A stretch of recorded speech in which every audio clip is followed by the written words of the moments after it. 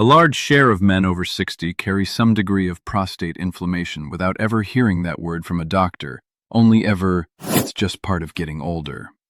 You'd think inflammation would show up clearly on some test, easy to name and easy to treat. But here's what didn't add up for me. The discomfort I'd lived with for years had an actual name and an actual mechanism, and nobody had ever said either one out loud to me until an old friend, an actual urologist, finally did over coffee. I'm 83. I sat through an entire 3-hour church service last month without once shifting in the pew from that dull pelvic pressure I used to plan my whole Sunday around. I'm not telling you that to brag. I'm telling you because for years I thought that ache was simply permanent furniture in my life, something I'd never once questioned as fixable. For years the discomfort sat there in the background of everything. A low ache that flared depending on what I'd eaten or how long I'd been sitting, never severe enough to send me running to the doctor, but never absent long enough to forget about either. I mentioned it once in passing to my regular doctor, and he nodded and moved on, and I figured that nod meant there wasn't much to say. I got good at hiding it, the way men my age get good at hiding a lot of things. Shifting my weight in a pew without anyone noticing, standing up halfway through a long dinner under the excuse of refilling a water glass, when really I just needed to move because sitting had become its own kind of small torment. My wife asked me once, years ago, why I always took the aisle seat at the movies, and I made up something about my knees. It wasn't my knees. I just didn't have the words for what it actually was, and saying my prostate aches out loud at a dinner table felt like admitting to something shameful, even though I now know there was nothing shameful about it at all. That's the part nobody warns you about. Not just the physical discomfort, but the quiet vocabulary you build up over years to talk around a problem instead of naming it. Then an old friend from my army days, a retired urologist named Delbert, came through town and we caught up over coffee. I mentioned the ache almost as an afterthought, and he stopped me and asked a dozen specific questions I'd never been asked before. He told me, plainly, that a huge share of the discomfort men my age carry in that area isn't the enlargement itself doing damage. It's chronic, low-grade inflammation sitting in the tissue, quietly aggravating everything the enlargement already makes uncomfortable. He explained that inflammation and simple size aren't the same problem, even though they usually get lumped together in a man's mind as one vague cloud of prostate trouble. Reducing that inflammatory load, he told me, can ease the day-to-day discomfort meaningfully, even without the gland itself shrinking by a single measurable unit, because so much of what a man actually feels comes from irritated tissue, not raw size. Delbert put it in terms that finally made it click for me. He said to picture a doorway that's gotten a little narrower over the years, and that's the size piece, slow, structural, not something that changes overnight.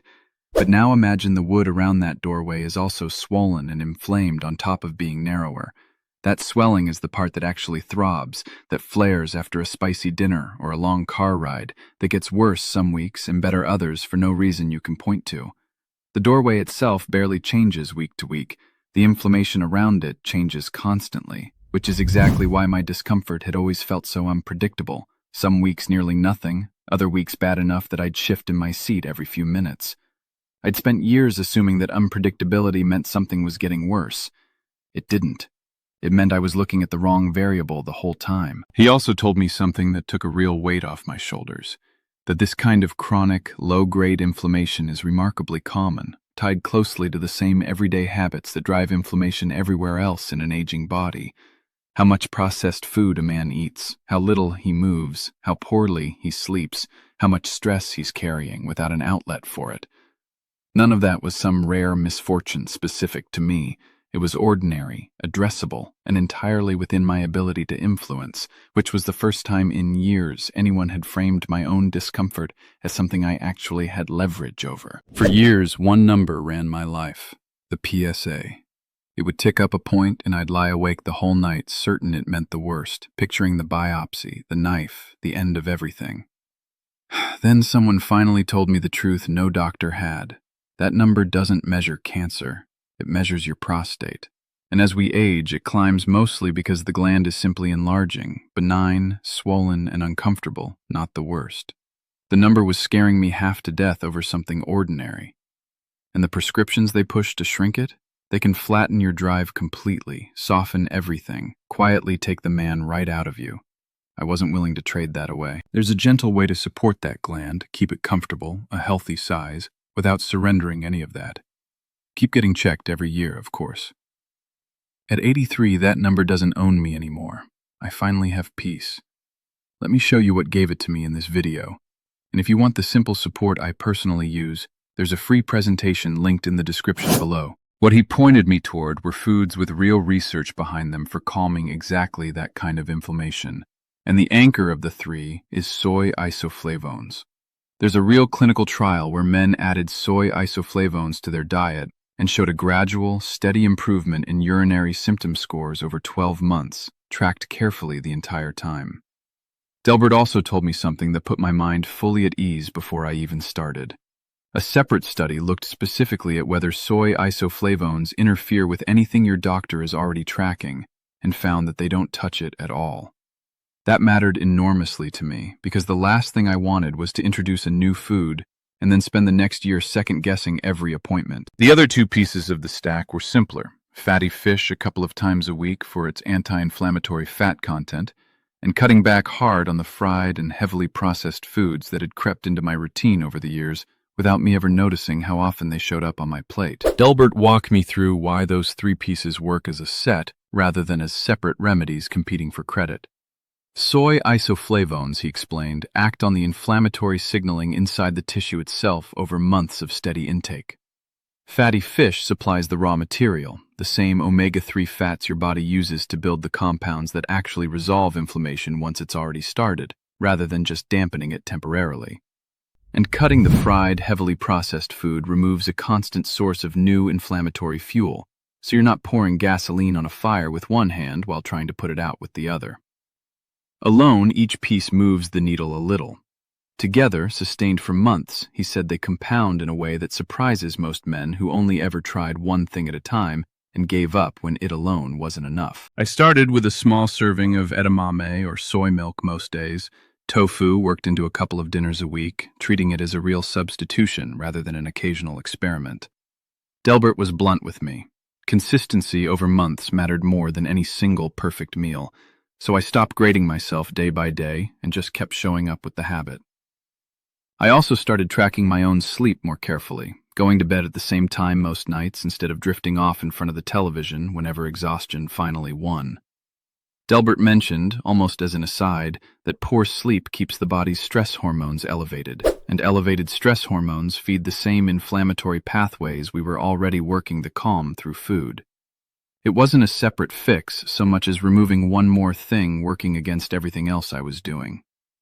I didn't overhaul my whole life. I just stopped canceling out my own progress every night without realizing it. My daughter and I took a long walk through the botanical garden 2 weekends ago, over 2 hours on uneven paths, and I never once scanned the grounds for a restroom the way I used to on instinct before we'd even parked the car. She noticed I seemed lighter the whole afternoon.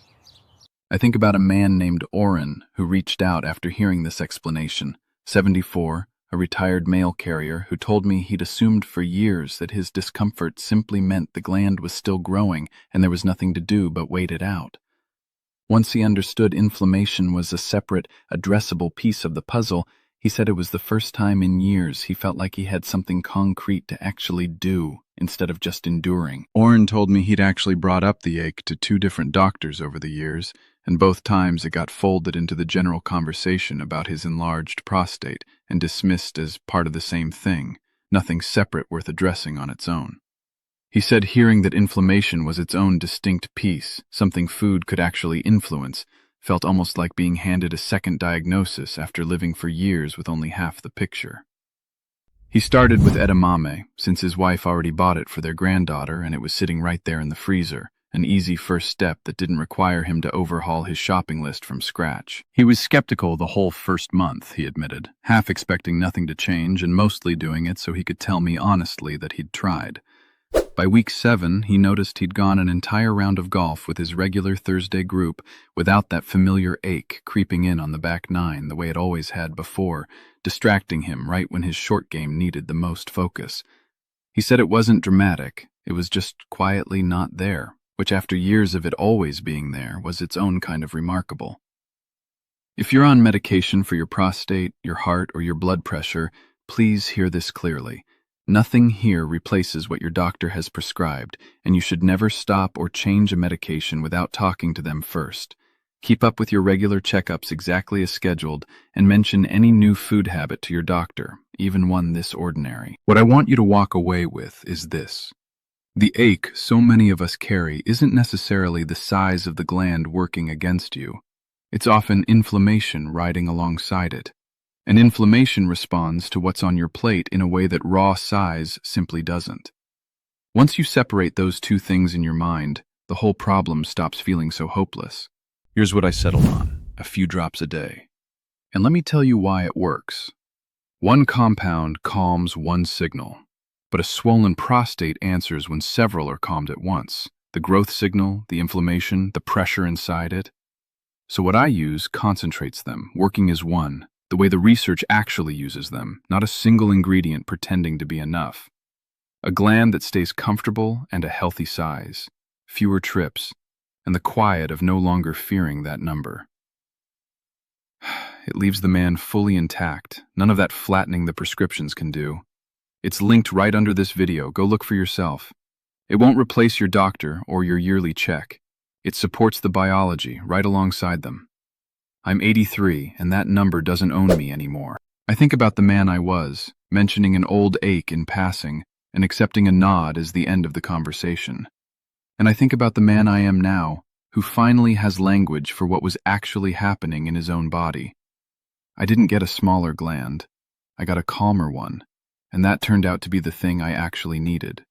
If a friend or a doctor ever explained something to you that finally made an old discomfort make sense, tell me about it in the comments. I read every one myself. And if this kind of straight talk is useful to you, go ahead and subscribe. There's more of it coming every week.